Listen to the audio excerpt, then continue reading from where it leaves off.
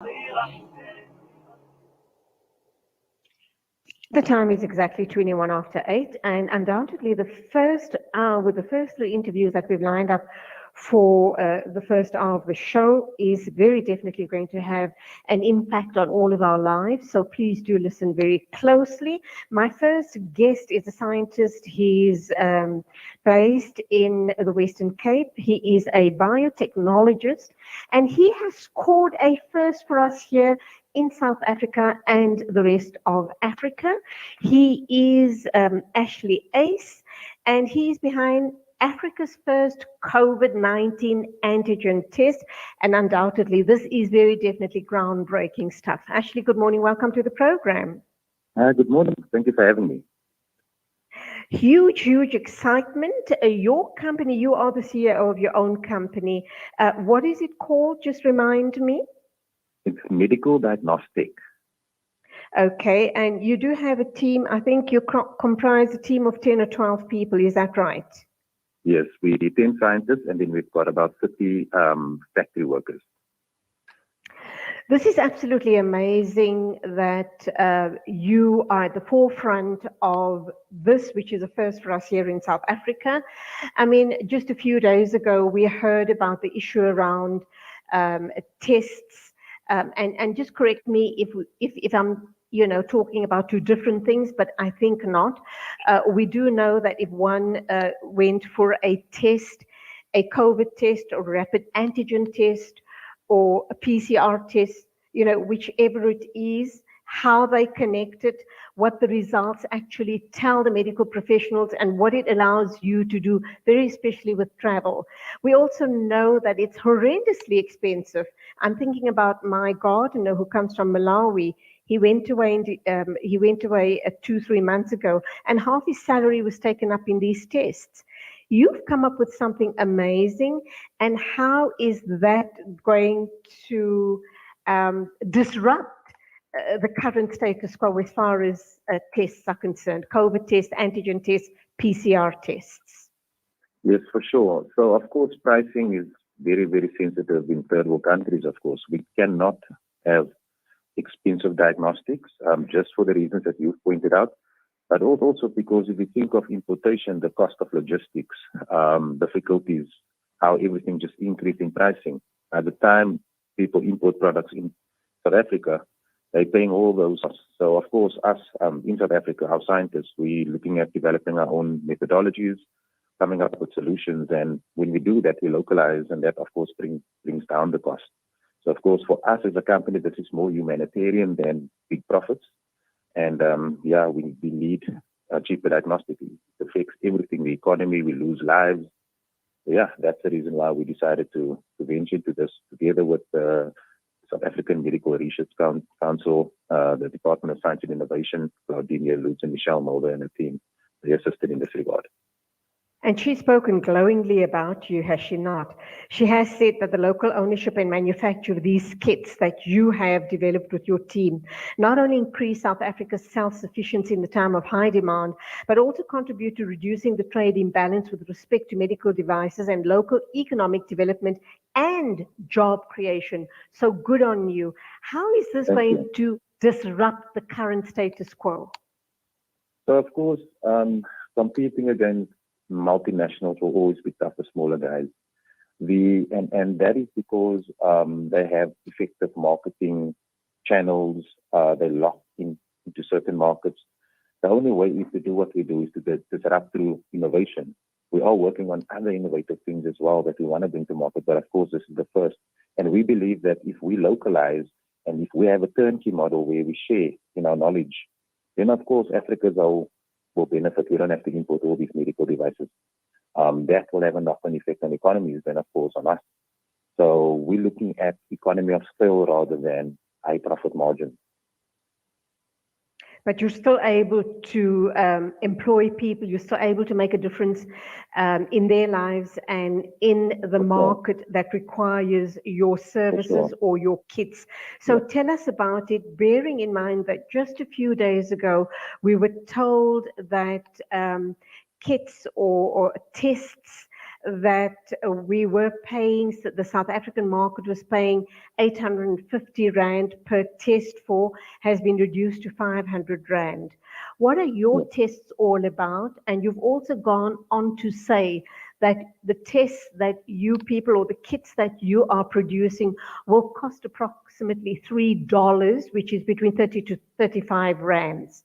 And how accurate are these? You know, immediately people are going to say, it's too cheap. How reliable are these test kits? For sure. Yeah, so this is the important part also. PCR is a lab-based technology. The company called Credit Bio, Daniel and Dima, who developed PCR reagents, first in South Africa as well. These reagents cost way more cost-effective than importing it, so that has an effect on PCR pricing. I know he had the same struggles, and he's built this technology. Our technology is based on antigens, which is the protein of the virus, not the genetic material. So if anybody feels that they're becoming ill and symptoms are just starting, they don't know if it's a cold or flu, it's important to know what it is. So our technology detects that again, the protein. That will help, obviously, in early diagnostics so that they can isolate. Then PCR is to confirm that it is the virus and there's no false positives, etc. So with rapid tests, what we developed, our testing, our kit was evaluated through clinical trials. It then went to the National Reference Laboratory, where they ran it on their standard positive panels and negative panels, where it had to pass the criteria. We passed the SAPRA criteria. We had what they call specificity, which is the number of false positives. We had none on their panels, which means we had 100% specificity. Our sensitivity was 90%, which is quite good. For antigen tests, the threshold is 85%. So, of course, each product and platform has its place in the market. However, of course, we need competition in the market from a local perspective to drive the price down, and that is our intention. Wow. So, and how's the rest of the market responding to your product coming onto the market? When will it be available, and how readily available will it be? Yeah, so of course we have to sell within the SAPRA guidelines. At this point in time, it's regulated to professional use only. We can only sell to occupational health services, companies offering testing services. I know they are looking at the guidelines now for home testing.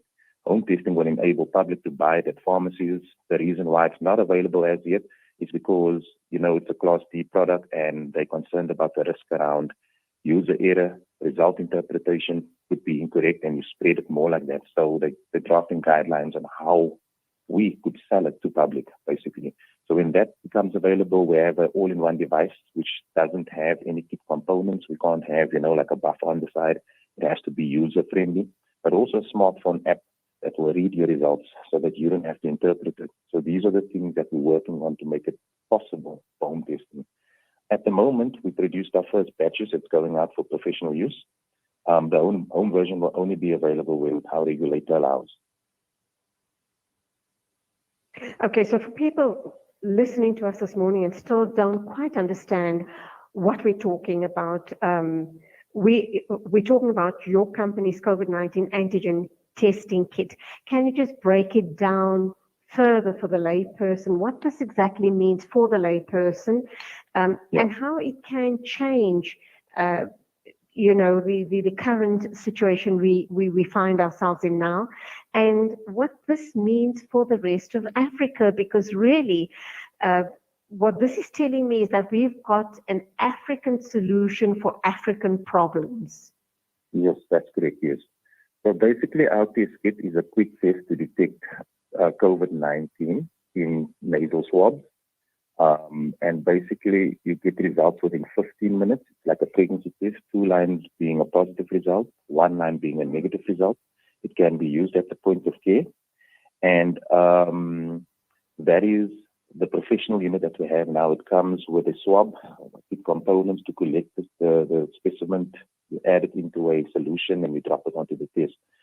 Those kits are available now to our professionals, which means, of course, they're getting it for cheaper. They can reduce the testing costs, and of course, public can go get tested for cheaper. Hopefully, they do that. Then, of course, the version that we want to release for public is based on what the health regulator requires. They have obviously certain specifications around the use instructions. It must be in multiple languages, for example. Everybody must understand it. Also, it shouldn't have key components. It should just be one all-in-one device that's easy to use. So we are developing that with an app to read results on your smartphone. You download the app and you don't have to interpret the results. The app will tell you if you're positive or negative. These are the things that's in the pipeline that we want to release so that obviously people can test at home when they start feeling ill and they don't know what it is. They can isolate immediately. That will stop the spread, of course, more. And more people will be available to go to work if there's self-isolation. And in that way, we're curbing the spread across Africa. Us also localizing the technology and making it available for other African countries to manufacture in-house as well. We then don't have to import all these first world country products, and we can localize in Africa and save in Africa. And that's the intention. Okay, how did you get started on all of this? Actually, I know you're a scientist. I know that you've been, running your own lab for quite a number of years.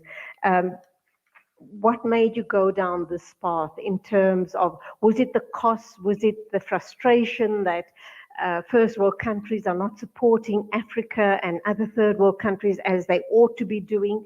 What exactly was the drive behind this? Yeah, the drive was merely the fact that I know we have the competence in South Africa and Africa. I've met brilliant scientists before.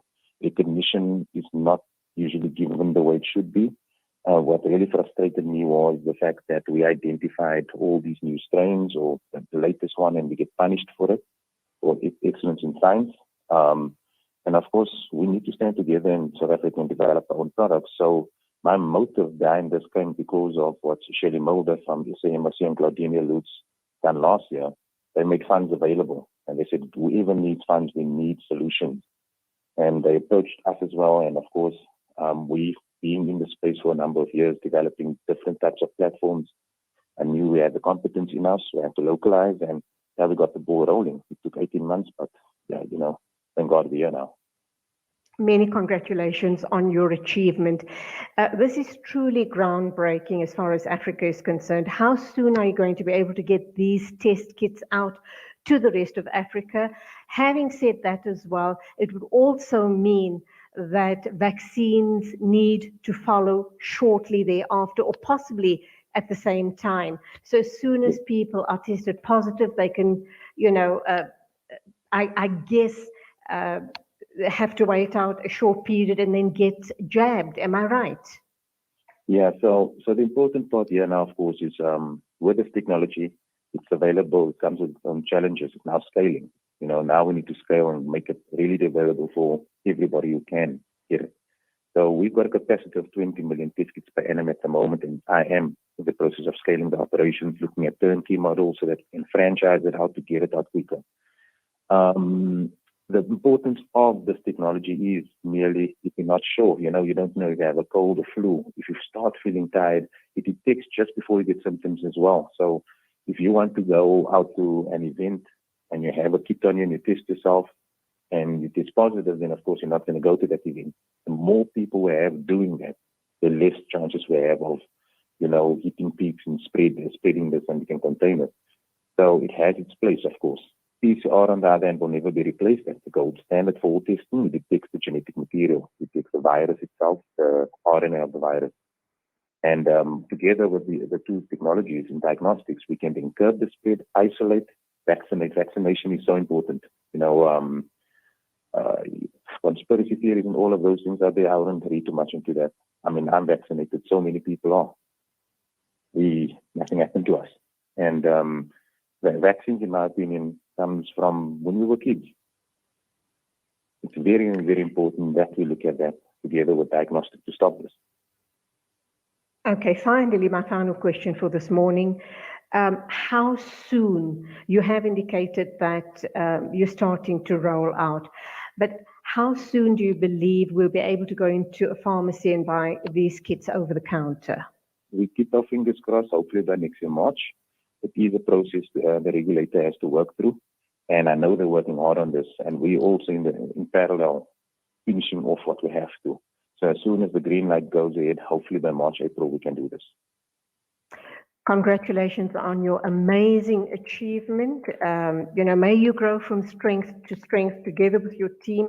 And I like what you said, that we have so much of intelligence in our country, brilliant scientists and brilliant other knowledge, which we just don't recognize and we don't utilize to the fullest of abilities.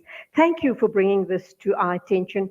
And like I said, continue your success story. Thank you for talking to us. Thank you so much for the opportunity. That was scientist Ashley Uys, a Cape Town-based scientist, talking about, obviously, him and his team's COVID-19 antigen testing kit, which he is promising will go to market at between 30 to 35 Rand a piece. So looking forward to that early in next year, around about March. Please look out for it and go out and support the amazing talent we have here in our country. 8:36 exactly, news and views on Salam Media.